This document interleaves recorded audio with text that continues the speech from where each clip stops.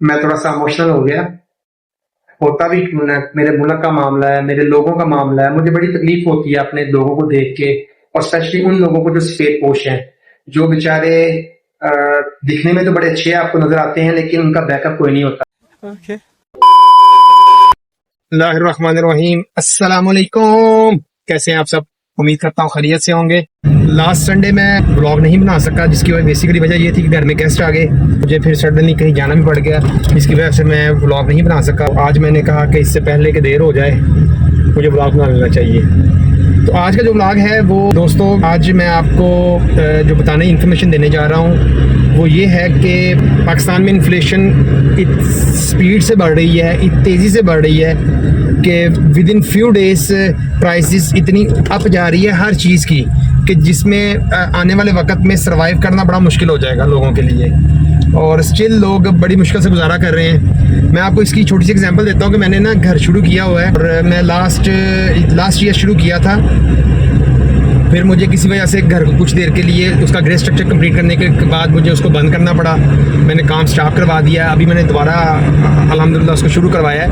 तो मैंने इस हवाले से आपको ये इन्फॉर्मेशन देनी थी कि चीज़ें इतनी स्पीड से बढ़ रही हैं, जिन लोगों ने कंस्ट्रक्शन करने का सोच रहे हैं इस मिनी बजट के बाद, तो और गवर्नमेंट ने चीज़ें बढ़ा दी हुई हैं। तो चीज़ें इस लेवल पे चली गई हैं कि आप कोई भी अपनी कैलकुलेशन के साथ अपना घर बनाना शुरू करें, जब उसको बनाने के बाद आप एंड पे पहुंचेंगे ना, तो आपने जो बजट डिसाइड किया होगा ना, उस बजट से एटलीस्ट आप 2 गुना ज़्यादा पैसे जो है ना आप इन्वेस्ट कर चुके होंगे। क्योंकि मैंने जब घर शुरू किया था तो मेरे ज़हन में ये था, मैंने एक बजट अपने एक बिल्डर थे दोस्त, उनसे पूछा कि एक घर को एवरेज कंस्ट्रक्शन पे कितना खर्चा आता है।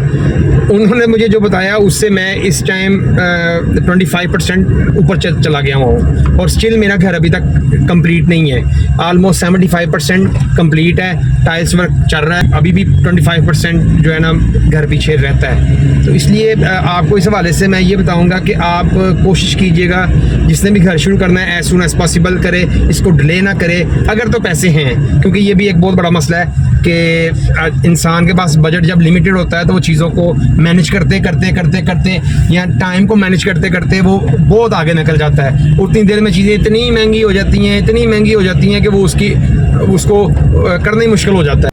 अरे कहना क्या चाहते हो? लास्ट ईयर जब मैंने घर को शुरू किया, तकरीबन तो मार्च का महीना था 2023 में, तो उस वक्त जो सीमेंट का रेट था वो था 1050 रुपये, और अभी रिसेंटली मैंने कल परसों लिया है तो वो मुझे मिला है 1500 रुपये। तो आप सिर्फ ये अंदाजा कर लें कि 1 साल के अंदर 50% इन्फ्लेशन बढ़ी है। तो अब आप अंदाजा ये लगा लें कि पाकिस्तान में जब स्टेबिलिटी नहीं होगी तो चीजें मैनेज करना मुश्किल हो जाएंगी। Okay. चीजें जब मैनेज करना मुश्किल हो जाएंगी तो जिनके पास वसाइल हैं वो तो इसको मैनेज कर लेंगे, लेकिन मैं हैरान होता हूँ उन लोगों पे जिन बेचारों के ना अपने घर हैं, जो रेंट पे रहते हैं, जो उनके जो बड़ी मकबूल सी तनख्वाहें लेते हैं, उनका गुजारा कैसे होता है। ये बड़ी अच्छी बात कही आप। मैं अपनी एक रिसेप्शनिस्ट का बताता हूँ आपको कि मेरी रिसेप्शनिस्ट है, उसको मैं 20,000 देता हूँ। उस बेचारी ने मुझे पिछले दिनों कहा कि सर मुझे ना अर्जेंट पेमेंट चाहिए, अपनी एडवांस सैलरी चाहिए। मैंने कहा क्यों, खैरियत है? कहती है जी हमारे घर में एक पंखा है और एक लाइट है, और मैं और मेरे वालिद साहब रहते हैं, ठीक है, और हमारे घर में एसी भी नहीं है, तो मुझे 14,000 में बिल आ गया है। तो मैं सुन के बड़ा हैरान हुआ कि जिसकी 20,000 रुपया तनख्वाह है उसको 14,000 रुपया अगर महीने का रेंट आ जाएगा, बिल आ जाएगा, और अभी उनका घर अपना है, अगर वो वही घर वो रेंट पे रहते हो तो वो तो पॉसिबल ही नहीं है। मैं समझता हूँ कि हमें इस मुल्क में रहने के लिए एक तो अल्लाह ताला से दुआ है कि इस मुहर्रम के महीने में, जो कि नया साल है हमारे लिए, अल्लाह ताला ये साल हमारे लिए बरकतों वाला रहमतों वाला रखे, ताकि हमारे ऊपर अल्लाह ताला अपना खास करम करे और हमें पाकिस्तान को, हमारे मुल्क को इस अजाब से जान छुड़ाए, या इस अजाब से बाहर निकाले कि जिस अजाब में हमें यहाँ के हुक्मरानों ने फंसा दिया है।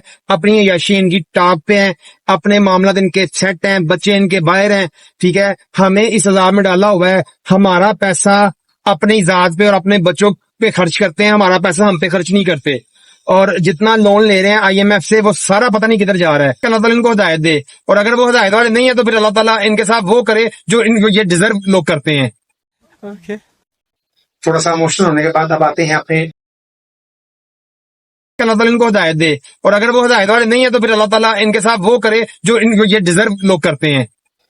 मैं जिक्र कर रहा था इन्फ्लेशन का और घर की कंस्ट्रक्शन के हवाले से। घर के कंस्ट्रक्शन के हवाले से कुछ अहम टिप्स हैं आप लोगों को। फर्स्ट ऑफ ऑल आप कोशिश करें, मैं अपना बताऊं तो मैंने घर को 2 स्टेप्स में बनाया, अभी बन रहा है मेरा, अभी सेकंड स्टेप है। उसमें मैंने किया ये कि पहला स्टेप जो था मेरा वो ग्रे स्ट्रक्चर का था। उसमें मैंने ईंटें इकट्ठी ले ली और सरिया इकट्ठा ले लिया एक दफा, और उसके बाद फिर मैंने काम स्टार्ट करवाया। उसमें फायदा ये होता है कि जब आपके पास कुछ रॉ मटेरियल मौजूद होता है तो आपको साथ साथ पैसे लगाने में प्रॉब्लम नहीं होती। तो आप एक जो बल्क इन्वेस्टमेंट है वो करके एक साइड पर रख लेते हैं। अब सीमेंट एक ऐसी चीज है जिसको आप 15 दिन से ज्यादा सेफ नहीं रख सकते, उसके बाद वो एक्सपायर हो जाता है। वो फैक्ट्री में जब मैन्युफैक्चरिंग होता है उस डे से लेके 15 दिन के अंदर उसको आपने यूज करना, नहीं तो उसकी वो मजबूती नहीं रहती, वो एक्सपायर हो जाता है या एक्सपायर कंसीडर किया जाता है, उसकी वो मजबूती रहती नहीं है, तो आप उसको नहीं स्टोर कर सकते। और बाकी जो चीजें आप जिनको स्टोर कर सकते हैं आप उनको लाजमी स्टोर करें। उसके साथ साथ आप कोशिश करें कि ग्रे स्ट्रक्चर तक, अगर आपके पास बजट लिमिटेड है तो आप इसको 2 हिस्सों में ही बनाएं। फर्स्ट में ग्रे स्ट्रक्चर और उसके बाद थोड़ा सा स्टे करके फिर नेक्स्ट आप उसकी फिनिशिंग की तरफ आए। ये बड़ी अच्छी बात कही आप। तो असल जो पैसे हैं वो ग्रे स्ट्रक्चर में नहीं लगते। ग्रे स्ट्रक्चर तो विद इन 3 मंथ्स या 2 मंथ्स आपका रेडी हो जाता है। Okay. मैक्सिमम आप लेट से लेट भी 3-4 महीने में आपका 4 महीने में आपका ग्रे स्ट्रक्चर कंप्लीट हो जाता है। वो डिपेंड करता है कि आप कितने मरले में घर बना रहे हैं, 5 मरला है, 10 मरला है, 1 कनाल 2 कनाल, वो डिपेंड करता है जगह के हिसाब से भी। और बाकी एक चीज और यहाँ पे हम बात करूं कि जो टाइल है, टाइल्स के हवाले से बात करूं तो जब तक मास्टर की टाइल थी वो बड़ी अच्छी क्वालिटी थी, बहुत अच्छी क्वालिटी थी उनकी, और बड़ी मजबूत टाइल थी। उन जैसी टाइल मैंने आज तक कोई नहीं देखी। और उसके बाद चाइना की कंपनीज आ गई पाकिस्तान में, और उसमें हुआ ये कि फैसलाबाद, सरगोदा, गुजरावाला और लाहौर में वो फैक्ट्रीज बन गई। अब मुख्तलिफ ब्रांड्स अपने नाम से उसको मैन्युफैक्चरिंग करवाते हैं। अब उस लेवल की क्वालिटी तो नहीं है, लेकिन फिर भी अब हमारे पास ऑप्शन बड़े लिमिटेड रह गए हैं। अगर वही टाइल हम अगर पता करें तो हमें वो चाइना से इंपोर्ट करें तो वही टाइल हमें बहुत महंगी पड़ती है। चाइनीज ने ही यहाँ पे इम्प्लांट लगवाए हुए हैं तो इसलिए वो टाइल हमें सस्ती पड़ती है एज कम्पेयर टू इम्पोर्ट पे।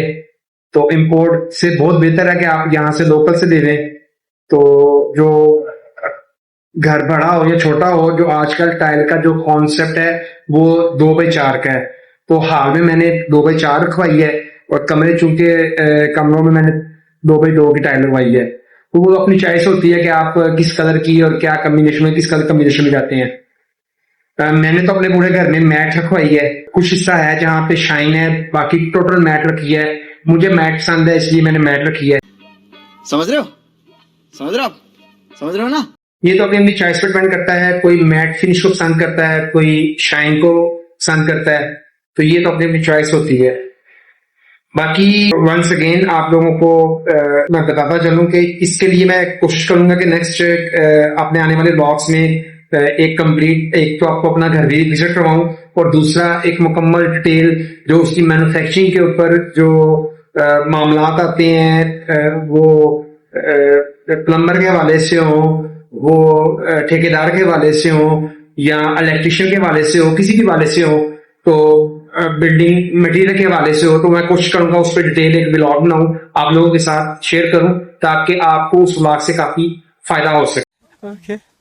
अगर आपको आज का मेरा ब्लॉग अच्छा लगा हो तो उसको लाइक, सब्सक्राइब और शेयर लाजमी कीजिएगा, और बेल आइकन के बटन प्रेस कर दीजिएगा ताकि मेरी आने वाली वीडियोस आपको मिलती रहें। टेक केयर, अल्लाह हाफिज़, बाय बाय। खत्म। Bye bye, tata, good bye, गया।